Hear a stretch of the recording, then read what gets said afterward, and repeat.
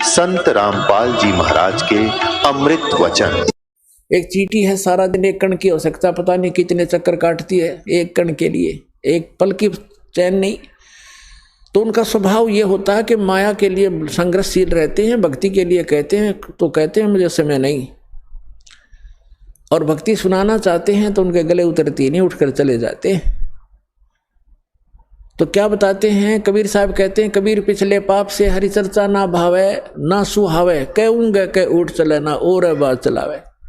जो पूर्व जन्म के संस्कारी प्राणी नहीं होते हैं या जिनके पाप कर्म अधिक बढ़े हुए होते हैं, उनके सामने सत्संग की चर्चा की जाती है भगवान की, तो उसके 3 लक्षण हैं। जो भक्तिहीन कर्महीन प्राणी होता है, कबीर साहब कहते हैं कबीर पिछले पाप से हरि चर्चा ना सुहावे, और कहूंगे चर्चा चलते लटके लेगा, और ना कोई और चर्चा शुरू कर देगा। अच्छा सुन, एक बात सुन मेरी, वो फलाना काम ऐसे था, वो जैसे आप कोशिश करते हो को रिश्तेदार भाई बहन मित्र को चर्चा सुनाते हो, 2 सेकंड सुनता है, फिर वो ध्यान ऐसे ऐसे रहता, ऐसा है ना वो एक काम जो आप वो ऐसे हो गया, उसको ऐसे हो गया, आपको भी डिस्टर्ब कर देगा, आप बताना चाहते हो।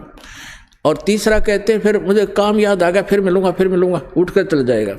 कबीर भगवान बताते हैं कि कबीर पिछले पाप थे, जिनके पाप घने बढ़ गए, हरि चर्चा ना सुहावे, अच्छी नहीं लगेगी, और कहूंगे कह उठ चले ना और बात बनावे। तो ये उस व्यक्ति के लक्षण हैं जो पिछले जन्म के पापों से ज़्यादा ग्रस्त है। सीधा ही वो 84 लाख प्रकार के प्राणियों से, पशु पक्षियों की योनि से प्राप्त सीधा मनुष्य जीवन प्राप्त किया है। तो उसके अंदर भक्ति प्रवेश करना बड़ा कठिन होता है, लेकिन हो जाती है। उसको थोड़ा ज़्यादा समय लगेगा इस ज्ञान को समझने में, और शुरुआत एक बार हो जाती है, धीरे धीरे किसी ना किसी जन्म में तो वो हो ही जाती है।